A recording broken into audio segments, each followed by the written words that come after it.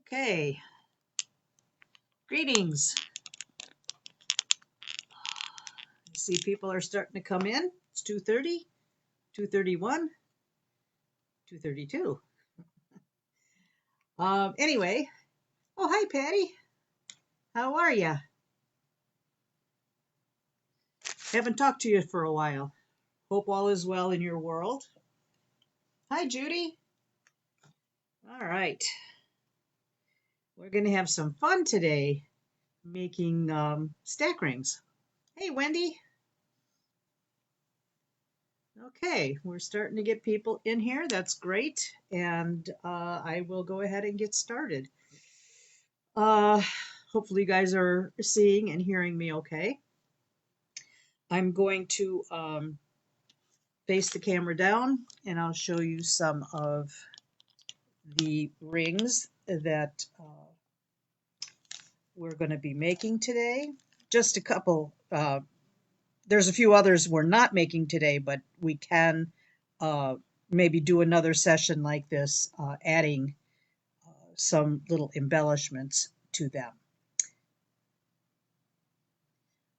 Patty says she just pressed a Potter die to make a ring, so your timing is fabulous. Good. Well, this is absolutely nothing like the Potter dies, but it's a useful, fun, quick way to make some cute little stack rings.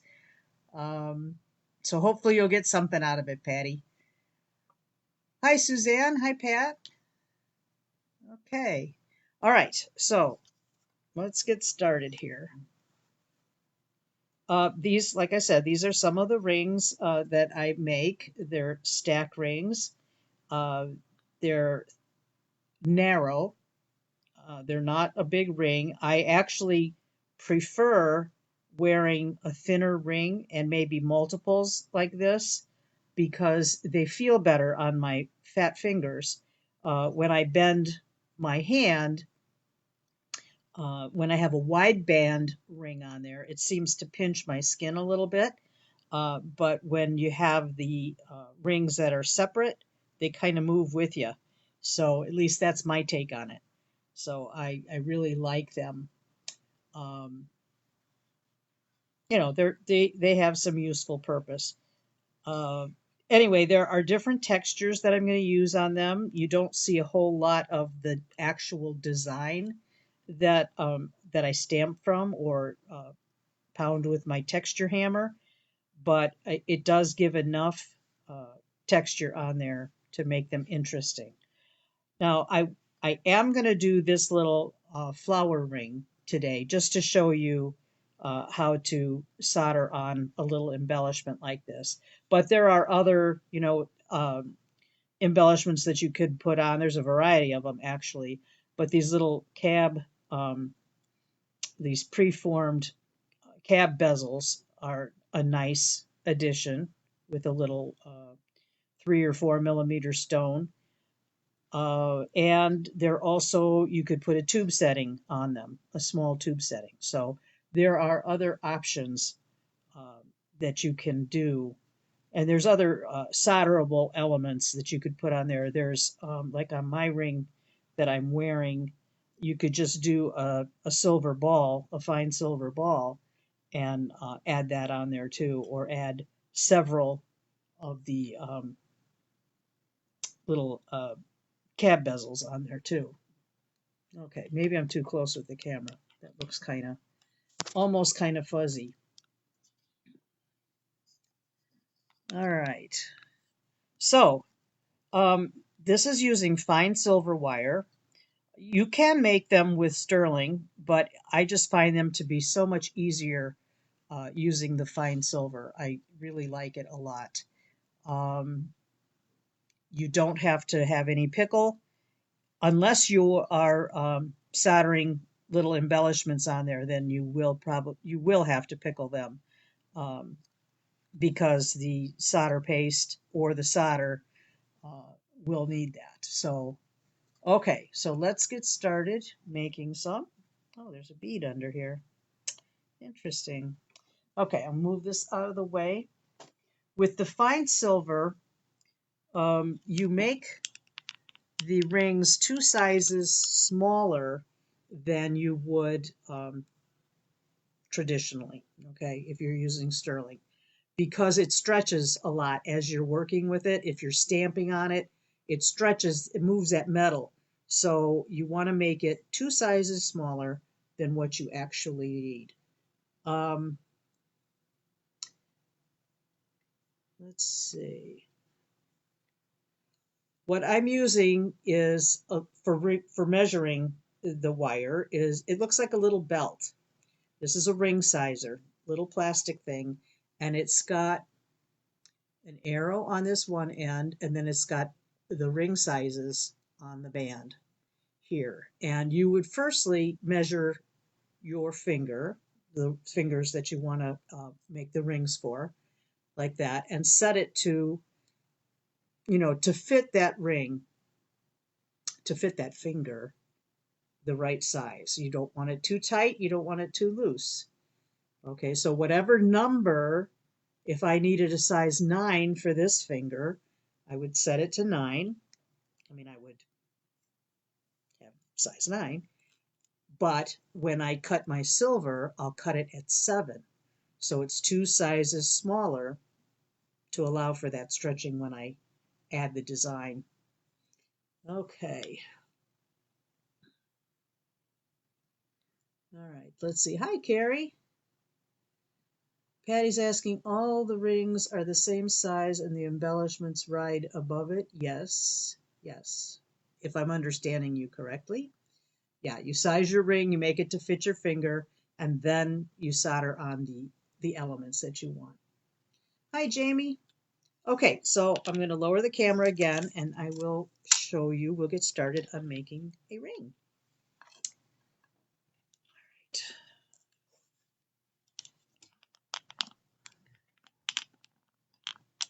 All right. So I'm going to start with 14 gauge fine silver wire.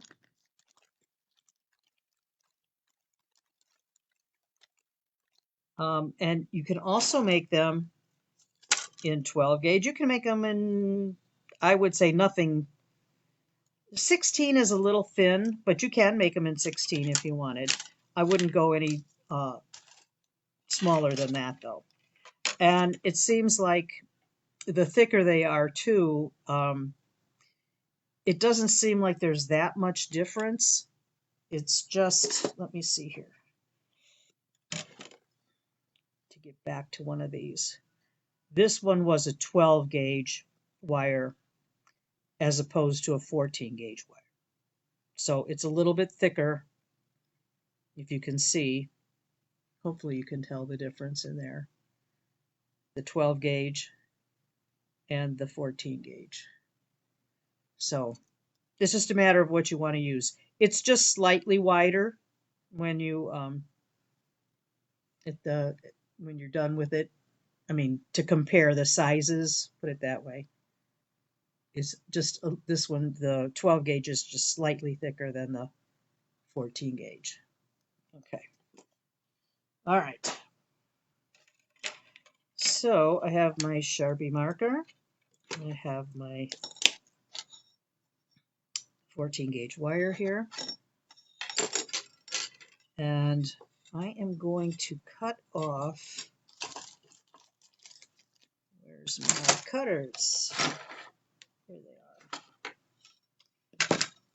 are. Well, actually, this doesn't really, I don't need to cut that off yet. So I'm going to line up my wire, and you line the tip of the wire up with this arrow. So that's the right way to orient that. And then I'm going to make a mark on 7,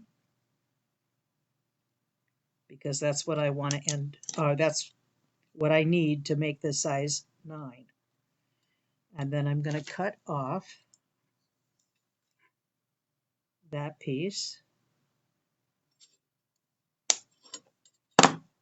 Set this aside. I've got all this stuff in my way here. And then I'm going to use this miter vise, because when you cut off the wire, even if you're using flush cutters, you still get a little bit of a point on the ends of your wire, and you want them to be absolutely flush so that when you turn this piece of wire into a circle, that the ends join up properly, flush, with no space in between, no airspace or whatever. So I use the miter vise for this purpose. It's a handy little tool. They're a little on the pricey side, but they're absolutely worth every penny you spend on them. Okay, let's see, a little bit too close for my comfort on here.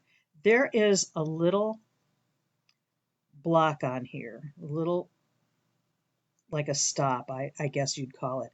And I'm going to put my wire in from behind and line it up against that little block. And I only want that pointy part of the wire coming through. Okay, that's where it's pointy. I want to flatten that out. So I'm going to screw this down so the wire's in there nice and snug. Make sure that it's up against that block. And then I'm going to take a flat file. I think this is a number 4, but if you have a 2 or a 4, either one will work. And I'm going to just file that edge off, that little point off, till it's flat. This little vise keeps it secure from moving, from the wire moving.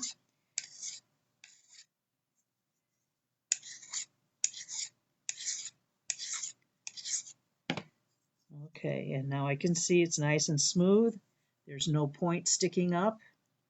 So I'm going to take that out of the vise, and I don't know if you can see it or not. It might be, I don't have close-up, abilities on this phone, but it's nice and flat.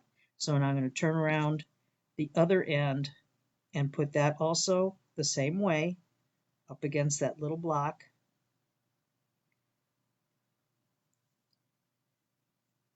And tighten the screws. I can feel that point sticking up. Make sure that it's against the block on the back side as well, so it's even. And then file this just the same.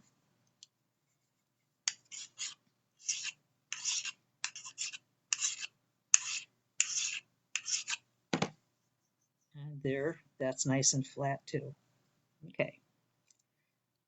So that has served its purpose. You can use this for a lot of different things. When you want to make sure that you have a nice flat edge, you can put sheet in there if you have a small piece of sheet metal in there as well. It's a wonderful tool to have. Can't stress that enough. Okay, so now that's all I need that for. So now I need 2 pairs of pliers. And what I'm going to do is form this into a D shape. Okay, so I'm just going to do this with my fingers and a plier. You could use 2 pairs of pliers if it's easier for you rather than use your fingers. But basically all I want to do is bring those 2 ends of wire together.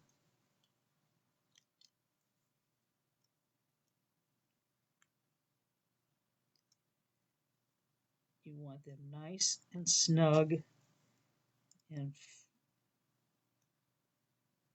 just absolutely on the money, so that you barely even see the connection right there. If you have a little bit of gap, you can kind of push that one wire over the other and then pull it back, just like you would for a jump ring, to make it snap in place a little bit better. It's all, the success lies all in getting this ring uh, nice and even and flush and tightly put together here, tightly joined. Even if you have to fuss a little bit more than you'd like to, you're going to have better success. Okay, so there you've got like a D shape, sort of. It's a lot easier to get those ends of the wire to butt them up than if you kept it in a circular shape. Much more difficult to do that way. Okay, so I think what I'm going to do is a couple of them. And I'll just do that all at once while we're working here. So now this one I'll make this an 8. So I'm going to mark it off at 6.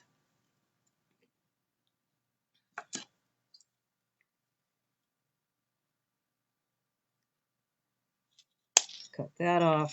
That's 14 gauge, and then I'm going to get a piece of 12 gauge. Might as well throw that in the mix while we're working on this. I keep all my wires in Ziploc bags and mark them on the outside. Keep them nice and sealed so that you don't get all that oxidation from the air.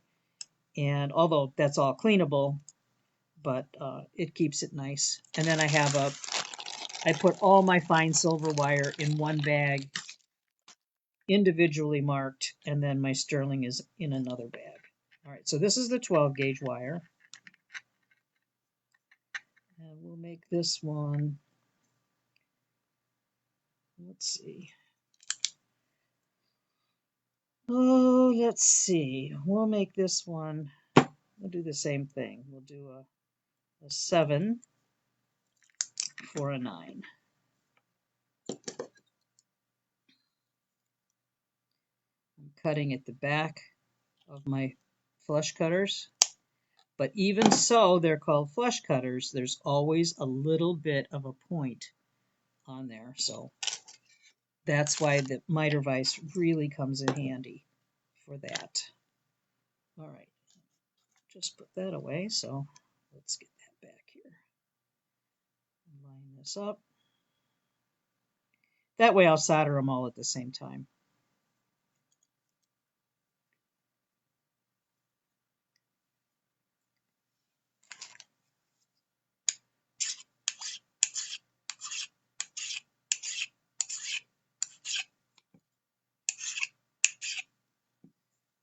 Okay, easy enough.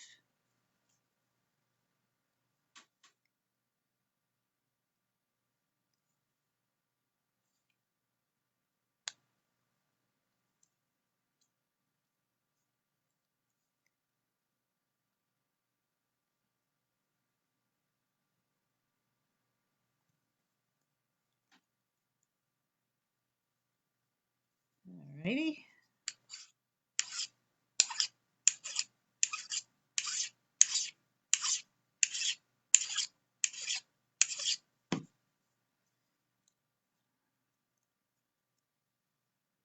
Okay. And now we'll get the 12 gauge in here.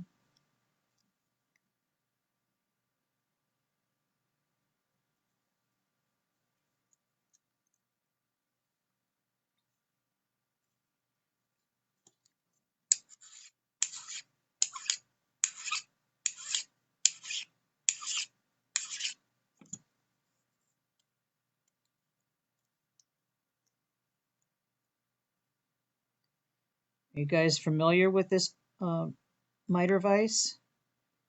You may have used it for other projects.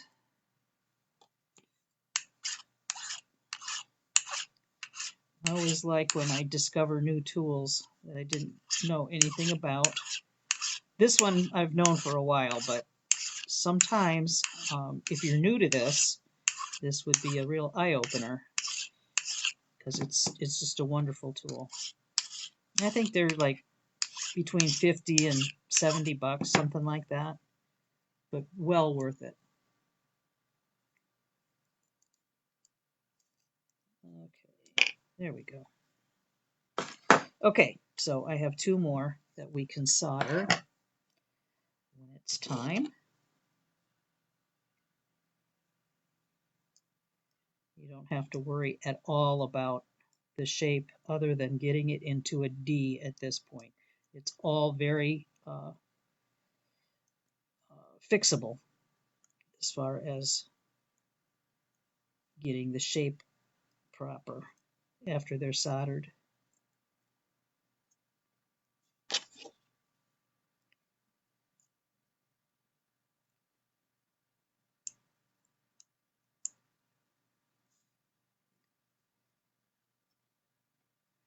This is basically, well, it's kind of like the same way when you're doing links for a bracelet or a chain.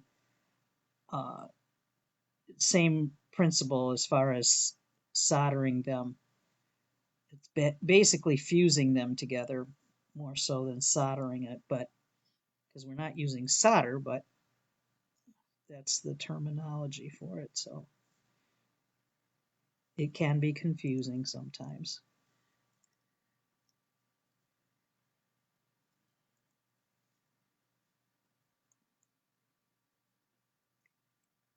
There's nothing worse than fussing with them, the rings, to get them absolutely flush, and then something happens when you're soldering and they don't fuse. So it's an error made somewhere. Sometimes it's hard to know just where you went wrong. Why am I slipping like that? I think maybe it needed to be a little filed a little bit more.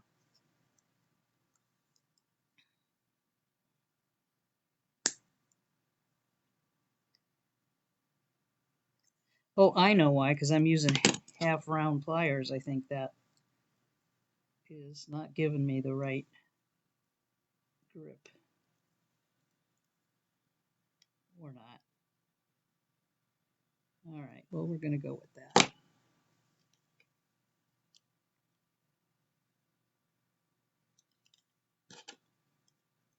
I find that Lori, I find that the miter vise really makes things a lot better, a lot easier.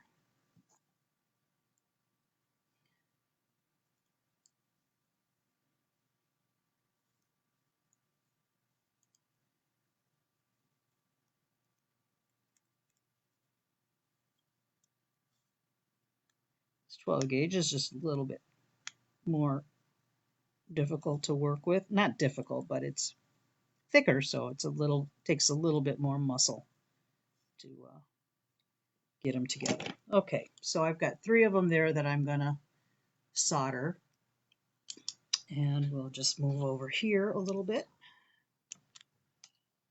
Come up just a bit.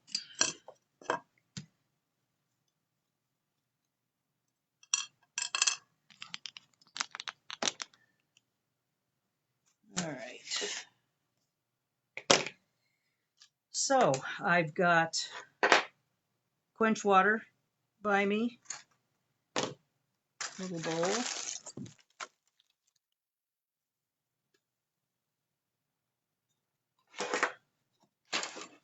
All right, and my solder block. Make sure we're in the right frame. I'm just using a micro torch. I don't need to have anything stronger than that.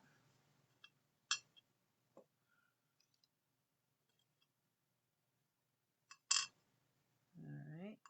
I always put the split end towards me so I can see where the seam is, because I want to concentrate on that when I'm soldering it together. Okay.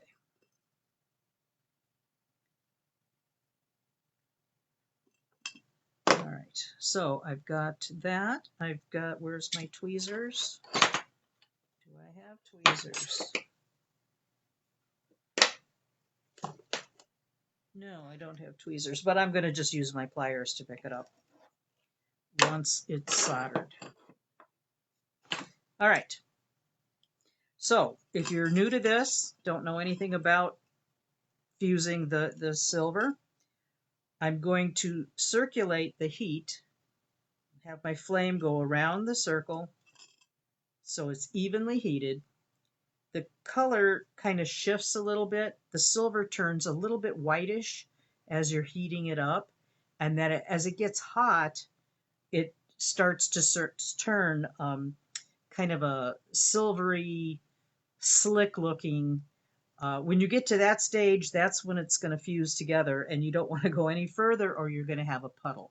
So a lot of times when you're just beginning, it's a matter of trying it out to get the right feel for it. It's really quite simple, but once you do it a couple of times, you'll get the feel for it. All right. Oh, don't tell me we don't have gas in this. I just used it yesterday. Oh, no, I didn't. I used my other one yesterday. All right, so I'm going to just put some butane in here.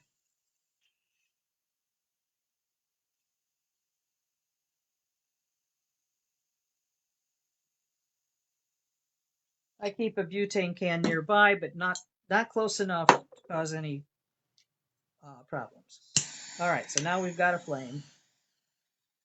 The tip of the blue flame is the hottest part, and you want to kind of just go over the whole piece, rotate it all the way around.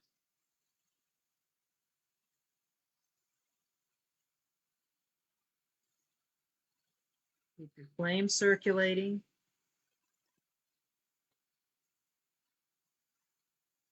There's a little color change. It may be hard for you to see it uh, from my phone camera, but it's kind of turning whitish. It's getting hotter. So now I'm going to kind of zero in on this area that I want to fuse. It's getting ready to turn silvery. There you go. Pull this around. And that's it. If you go too much, you'll get a puddle. Now, I'm going to turn this over on the other side because I don't think I let it get hot enough there. You normally don't have to turn it over, but I could see that I didn't have it soldered all the way through or fused all the way. I backed off a little too quickly.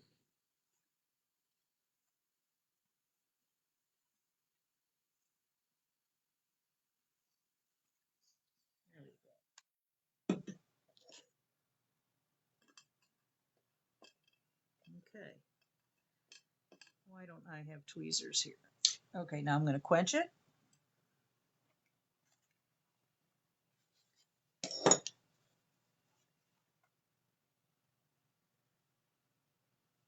And it's fused.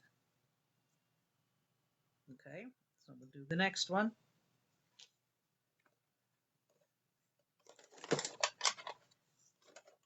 Oh.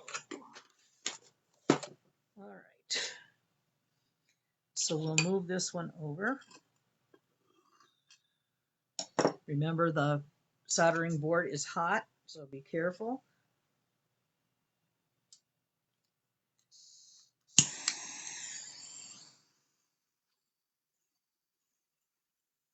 Warm this up, circulate the heat.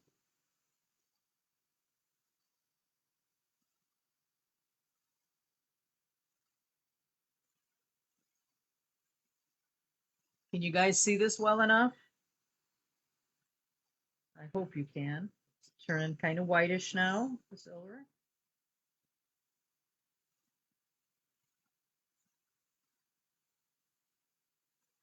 Okay.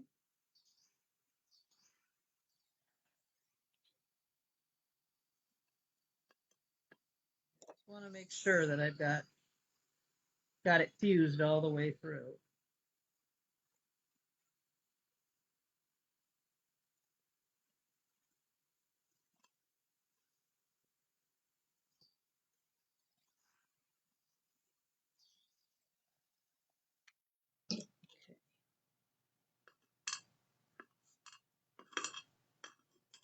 should just get up and get my tweezers.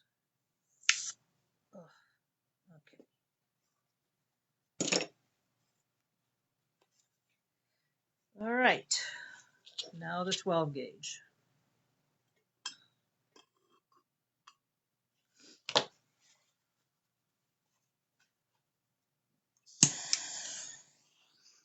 This one will take just a tad longer since it's thicker.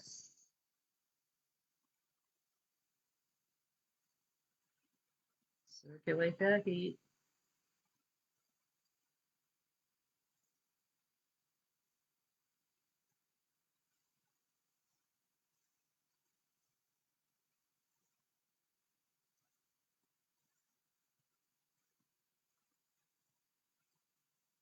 There we go.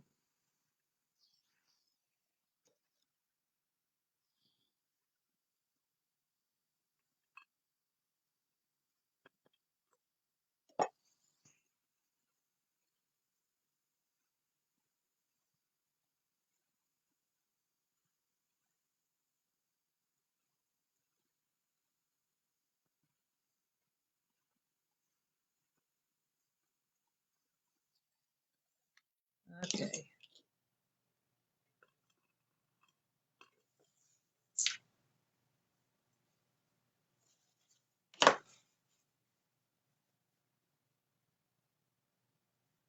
Okay.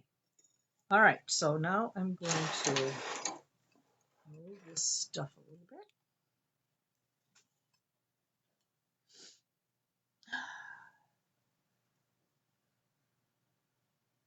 Hi, Kim. Hi, Marianne. How you doing, Toots? Hi, Patty. Okay. So now I'm going to take my ring mandrel. And this is kind of the moment of truth if you're not sure if you've soldered them properly or not, because if you haven't, they're going to split apart. This one, it looks a little questionable. I might hit this one up a little bit more.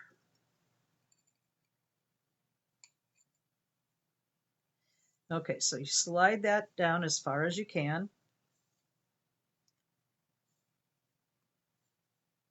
My ring mandrel is pretty worn out. It's been beat up quite a bit. All right, so I'm going to take my chasing hammer and start to pound this down a little bit to get the ring shape. But as I do that, the ring is stretching. And also, after I tap around there a few times, then I'm going to take my ring off and reverse it so that it turns out even. Like, I don't know how to describe it, but if you didn't do that, one side is going to look like it's sticking out more than the other side. So you want to keep it even by doing that.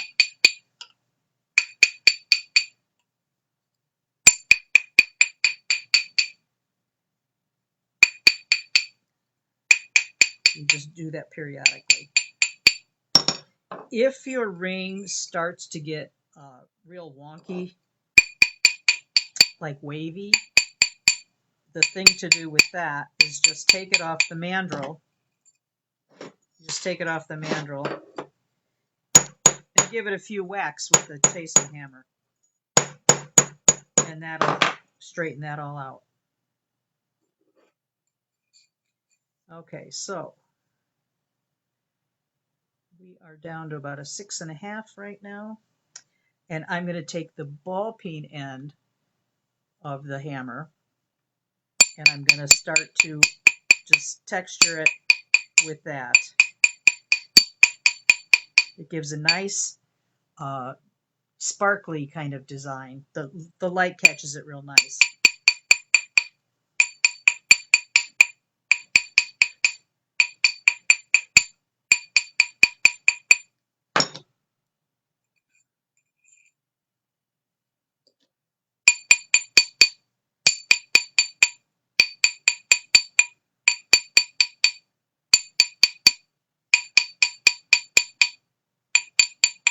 So we're down to a 7.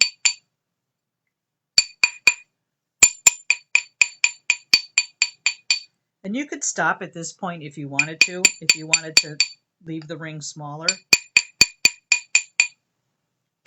It just depends on what size you want and how much texture you want on.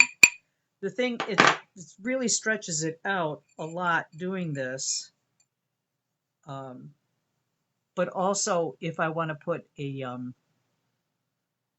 design stamp on there, that stretches it out at least a size or size and a half.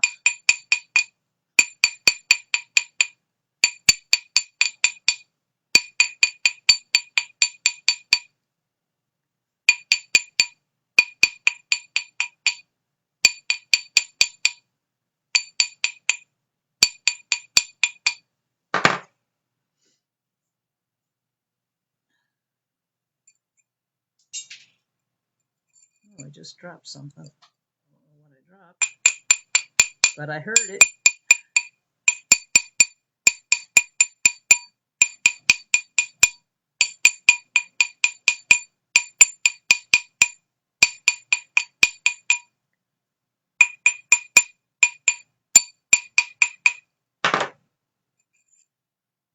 Okay.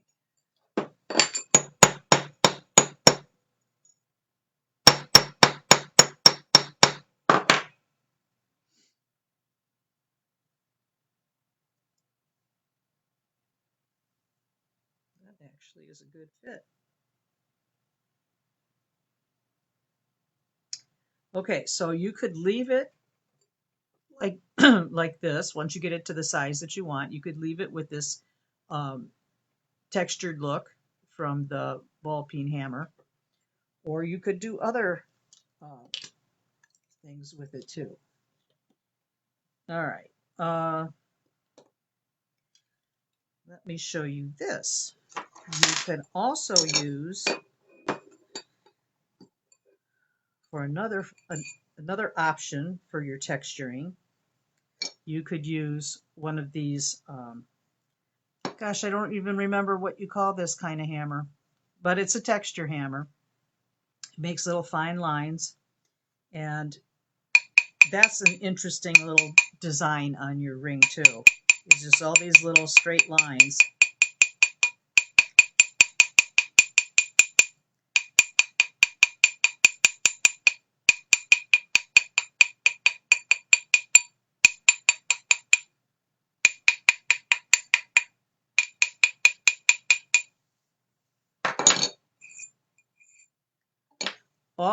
Any hammering that you do on this ring, on the fine silver, is going to stretch it. It's going to move it. So keep that in mind. Always keep an eye on your sizing.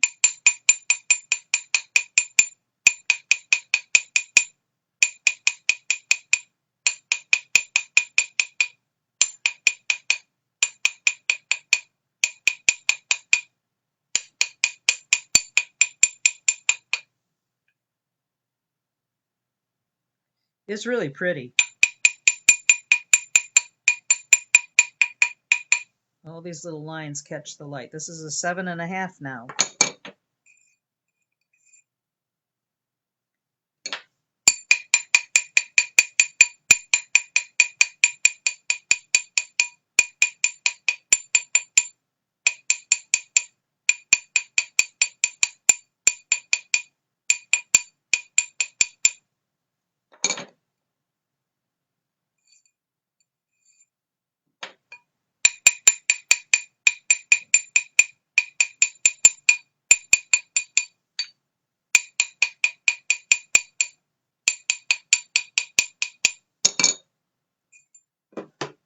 Sounds like Santa's workshop.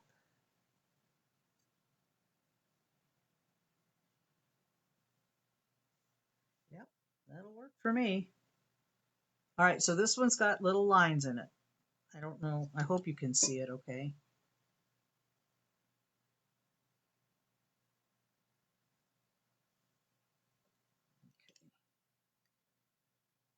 All right, so that's one. This one I said I was going to solder this a little bit, and I'm going to do that right now just to make sure that it's all going to stay together.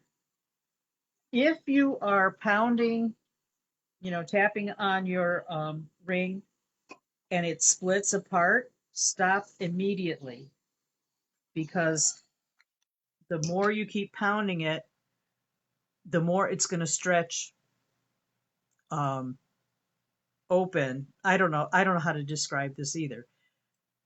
If you can stop it right away, if you can get it where it's split, you can even out the ends again and resolder it. So it's not necessarily going to be a dud. You can salvage it. All right. So I did that.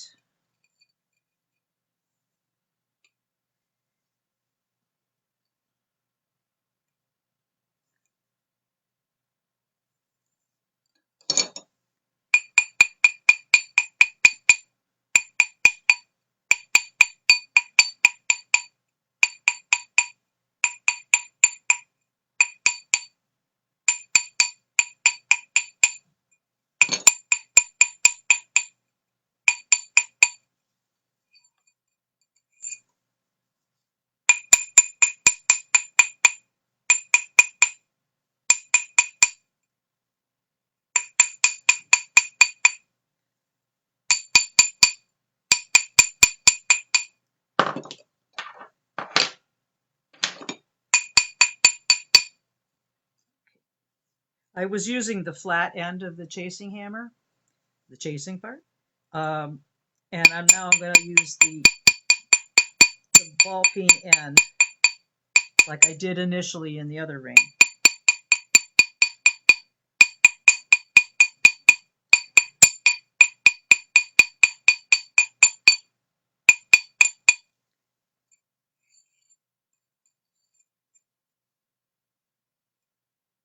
So we're down to an 8.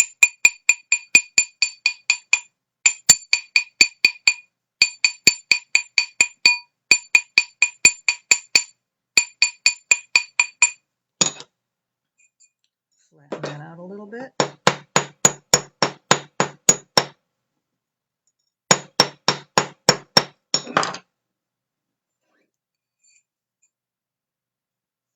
I'm going to take this to about 8.5.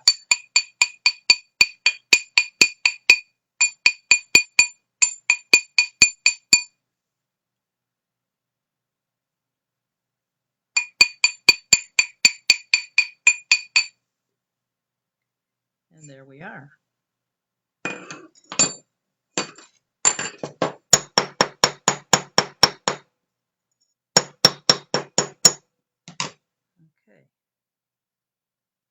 It's still too small for that finger, but it fits there. Okay. So we've got 2. We've got the ball peen texture and then the the little line texture. And now this one, get this one worked out.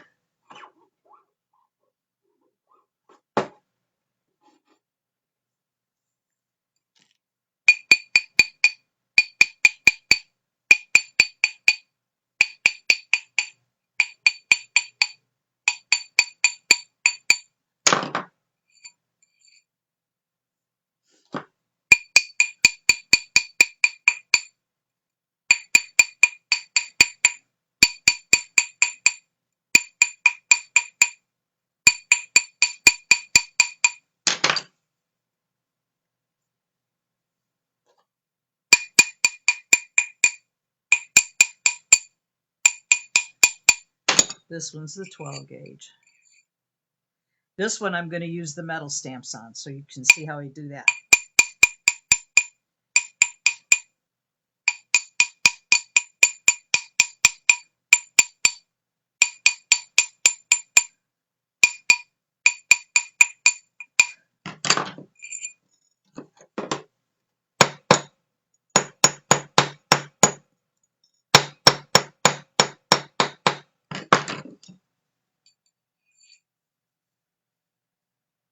All right, about 7.5 right now.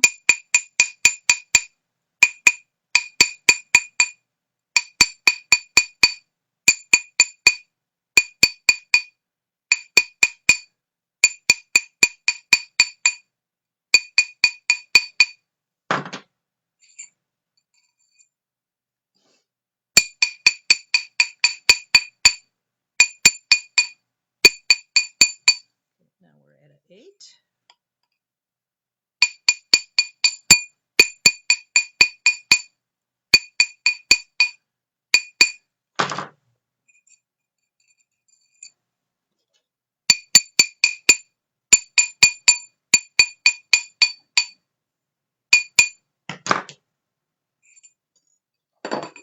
Okay, I'm going to stop at 8.5 here.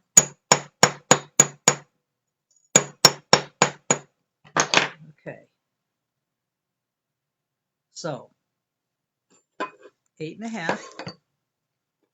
Now I'm going to get some design stamps here and a horn anvil.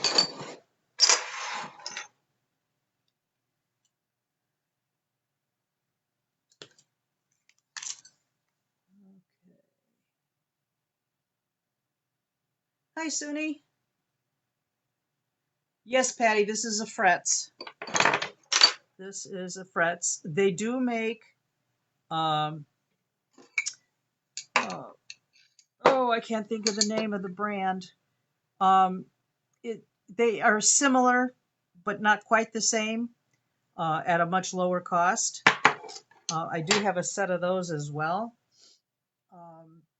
Because when I was teaching classes, I was very stingy with with my frets hammers, so I wanted to preserve them, and so I bought a lesser expensive hammer set, and but they're fine. Those they work fine.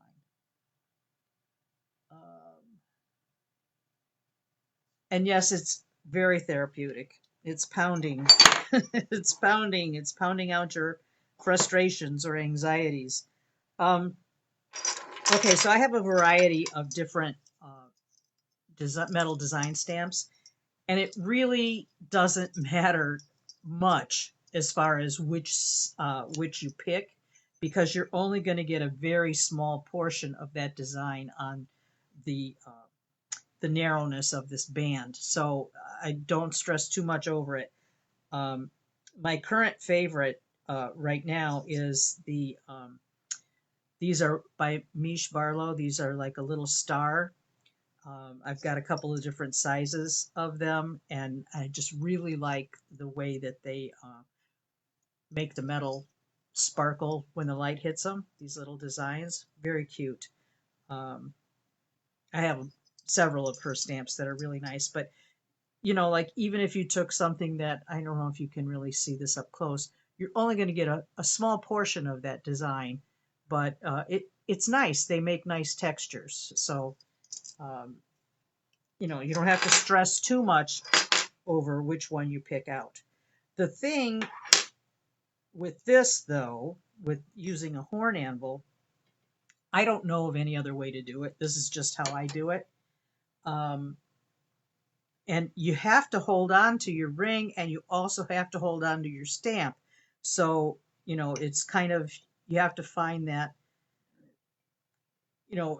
comfortable place where you can do both, things, keep it in your hand and keep it on the horn anvil. So, and for this, I'm going to use a standard hammer, just a regular hammer, and give it a whack, and then turn the ring just a little bit. Make sure that this is stable. I should probably have one of those non-slip pads underneath me, but I don't have that right now. I didn't think ahead. All right, hold on to that. Whack. One whack is enough. But all of this stretches out your metal. So keep that in mind when you're sizing it on your mandrel. Allow for at least a size difference.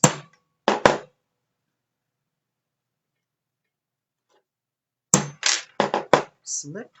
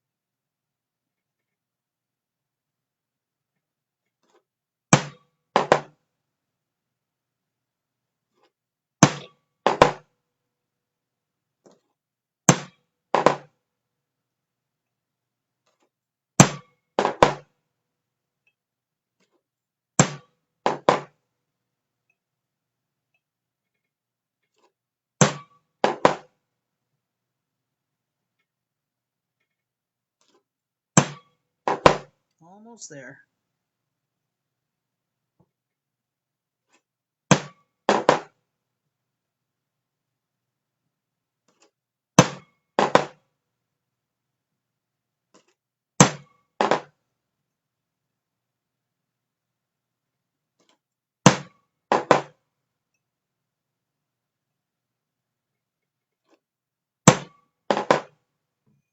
Okay. Now I'm going to like that. Take that.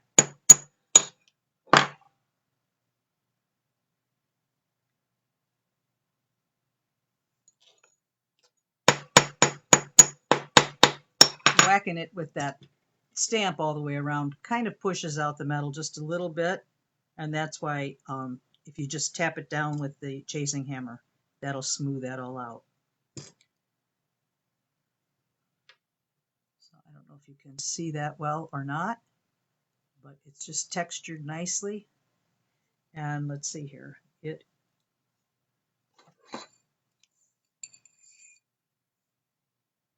was an 8.5 when I started, and it is a 9 after I just hit it with the horn anvil. Okay, so it does. Hi, Lee.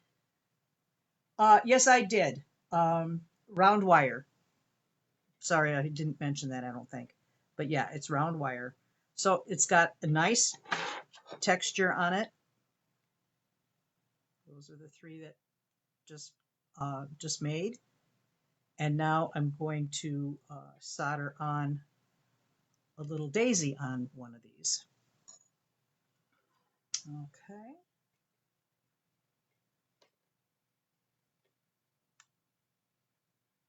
Patty said, I just got the cutest little anvil made from a railroad tie. Yeah, they're neat. They are neat. I found one in an antique store a while back, and I think I paid $8 for it. And it was very rusty, and we got it all cleaned up. And I have that on my tree stump. All right. Any other questions? Okay. All right. So now to solder on a little flower. And then after these are all done, well, these are done, but I'm going to solder on the flower on one of them. Then I will stick them in the tumbler and probably tumble them for, I would say, a minimum of 20 minutes. I like to leave them in about an hour if I've got the time. But they'll take on a beautiful, beautiful shine. So there's that.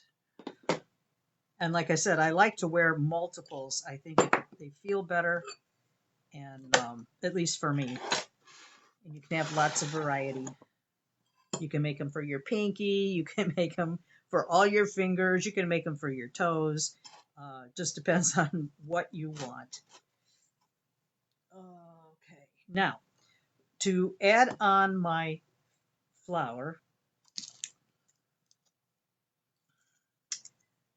I bought these. I got these on riogrande.com, and I have the number for them in the handout. So, and they have them in stock if this is something that you'd like to get. And these are sterling. So, and that's why I was saying you will need to pickle this after you solder this on. Otherwise, these rings are great. They don't need any pickle because they didn't have any solder, and they're fine silver. So that's one advantage. Now, to make your ring band ready for soldering on the flower, I like to make a little flat spot on the ring where the flower is going to go. So I mark that. I have a hair tickling me here. I will mark that with a Sharpie where I want to flatten it out, and I want to see if I can find the seam if you soldered really well, you shouldn't really see the seam, but sometimes you do see a little shadow of one. Uh, and that's where I would want to solder if I can find it, but I guess I can't, because if there was, then you could hide it with the little flower. So I'm going to just say I'm going to solder. Now I'm going to file this right off, but I'm just doing this for demonstration purposes. I'm going to just take a small flat file.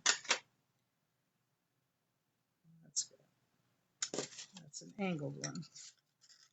I don't want it too wide. I don't want to flatten out too wide of a space. It's kind of round too. Well, there's a flat part on here. I'm going to just do that, and I'm going to file that area just so that the flower sits flatly on the ring. You don't want any of those little indentations that are sticking up that might make the ring not sit flat.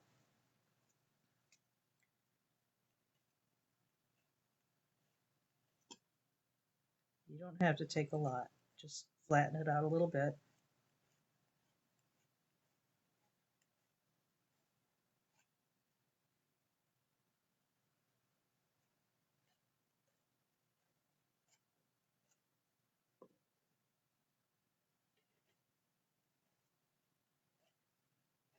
Okay, now I'm going to remark where the flat spot is, because, and I'm going to do it on the sides too, because I find that a lot of times when I'm trying to solder, the ring kind of slips a little bit in the third hand. And this way I can stay in line and make sure that it's lined up right. I'm going to take a little bit of easy solder paste, or paste solder, whichever way you want to say it, and put that on the ring. You don't need a whole lot. That's kind of a whole lot. Okay. And I'm going to put my flower upside down. Got my third hand set up. And as soon as it hits that, the ring band turns a little bit. That's why I marked it, because I don't want to go off course with it. And then I'm going to put a little weight on that to keep it from moving or slipping. There's a little bit of fiddly stuff to keep it all in place.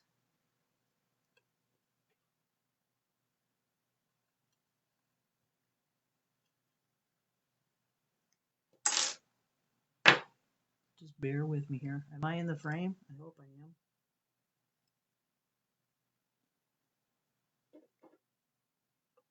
Keep that from moving.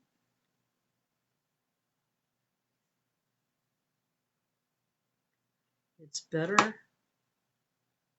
make sure that you've got it all set up right to begin with.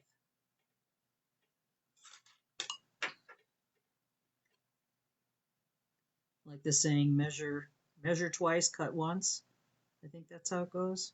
And you want to make sure that you're in the middle of the flower so that it sits evenly on your ring. And I keep teetering around here. I'm not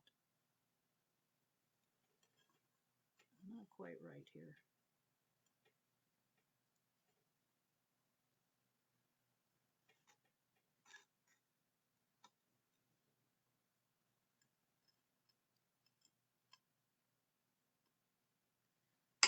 I'm making this look much more difficult than it is.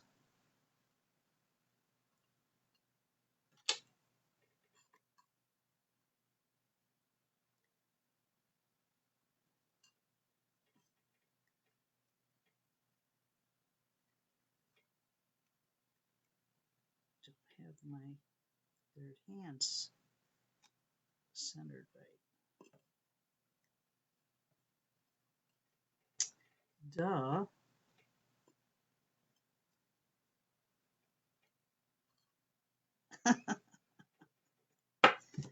Oh, there's got to be a joke in here somewhere.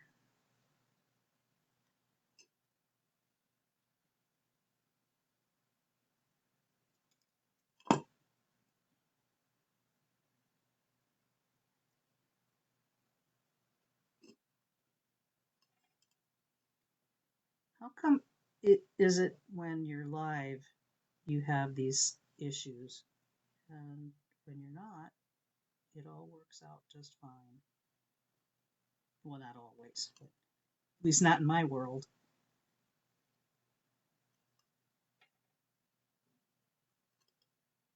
And that's why I mark this, because I would have lost the flat spot a bunch of times over by now.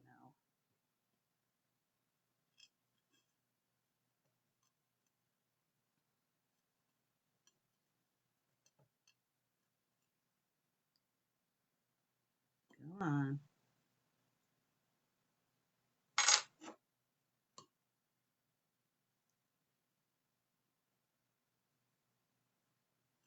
Oh my God.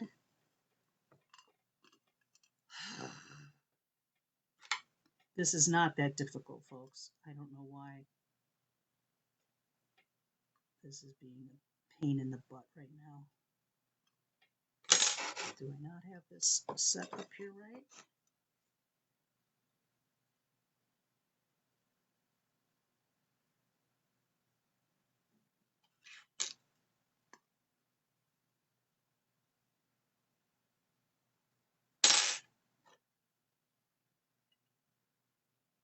Okay.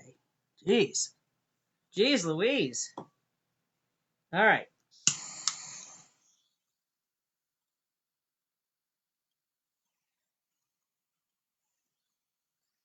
So once it's all set up, then you're going to heat all the way around.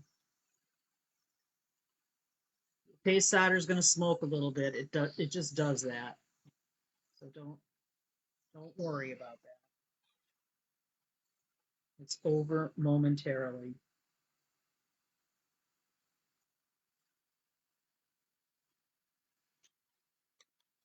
All right.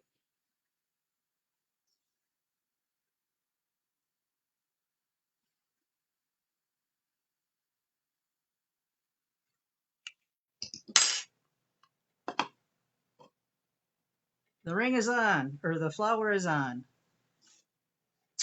So quench that, and my third hand.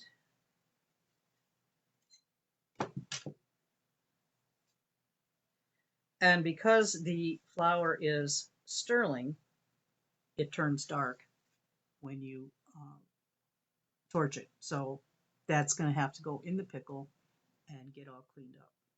So I didn't set up pickle here, but I'm going to try to blast it with my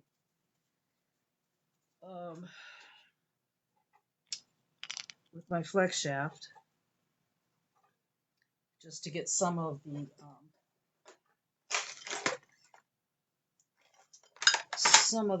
crap off of it.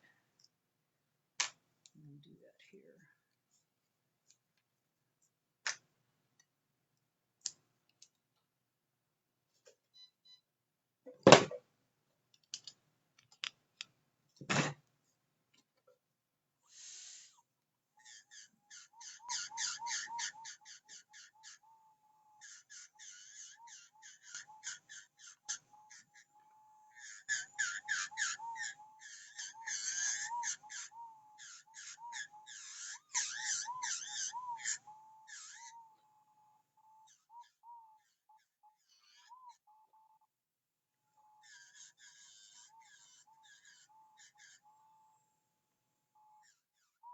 If you find that you have like crud um, on the underside or whatever, one of these little knife edge wheels works great to get on the underside of the flower. It'll just kind of blast that off.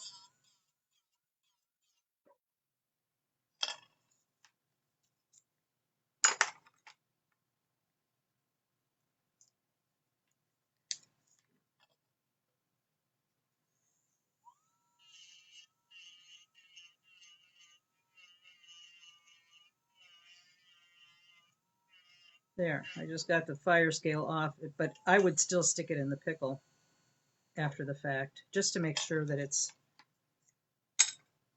nice and clean, and then I would give it a tumble. But this little knife edge thing gets in little spots, cleans it up real nice. But you have to be careful not to press on it too much, otherwise you're going to get a groove uh, in your metal. So there's all kinds of little tips and tricks and stuff, but you know, as you do it, you'll learn.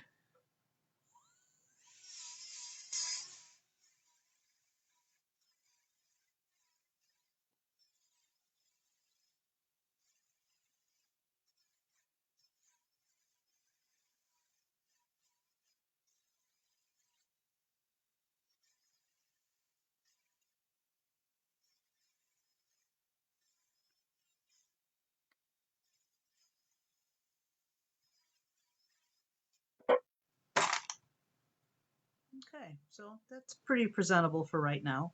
Just taking a little shortcut there, avoiding the pickle. Yeah, Patty, this is a great, this is a portable unit that I got through Eurotool, I believe. And it's just, I don't know, I can take a picture of it and show it to you. But I keep this over here by my laptop and stuff because this isn't like really my workbench. You know, I just put all this stuff here so I can do it when I do these demos. But this thing is wonderful. I have taken this on classes and different things where I didn't have to lug around extra stuff, but it's great. The only thing is it only has one size, fits only one size shank, and it doesn't take the real fat ones.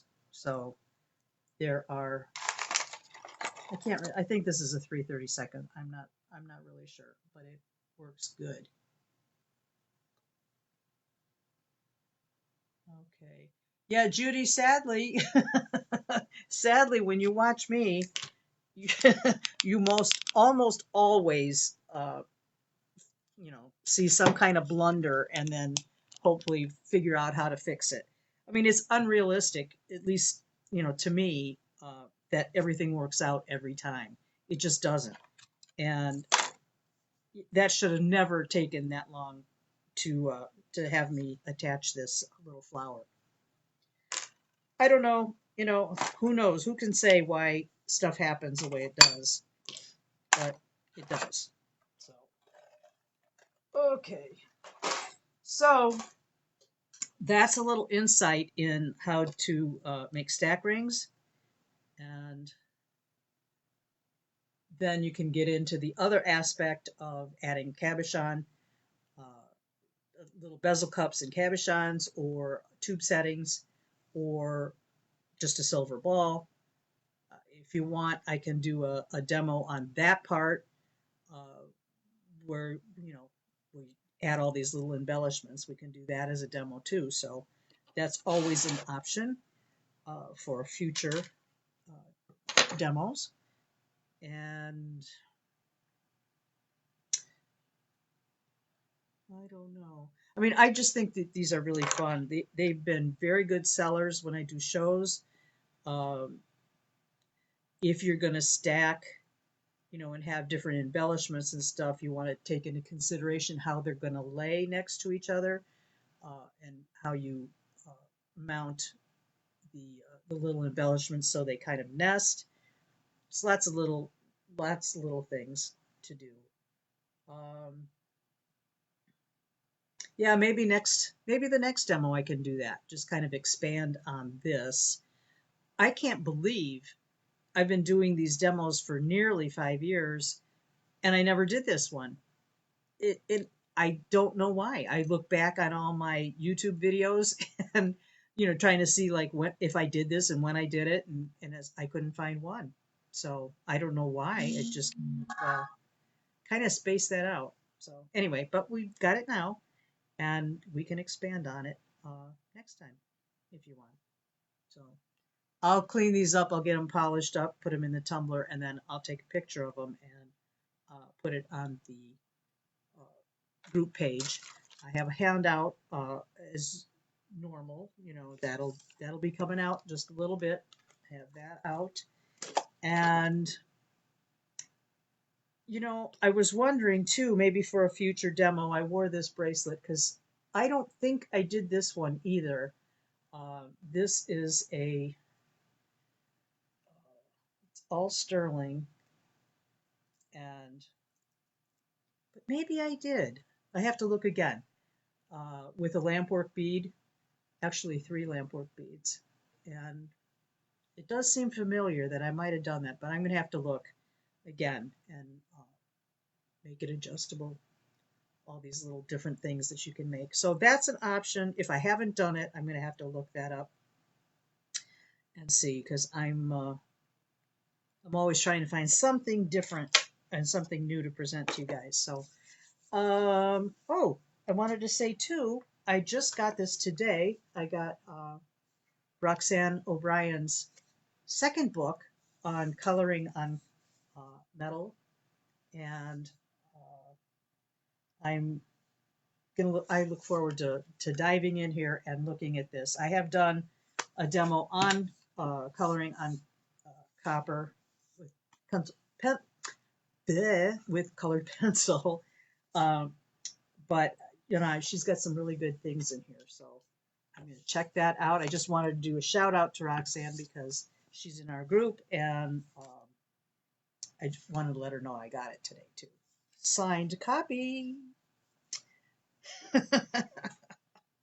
Okay, guys. I'll see you in 2 weeks. I'll try to put together uh, a demo on part 2 of stack rings, I guess. And okay, Wendy, you said I don't recall that bracelet demo. There's something in my mind that I did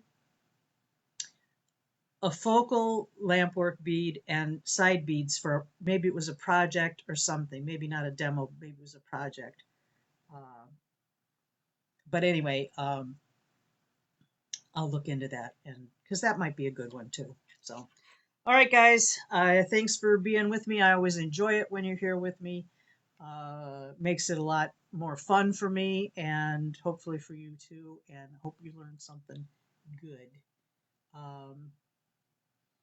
And I'll see you in 2 weeks, and also in the group occasionally. Take care. Bye bye.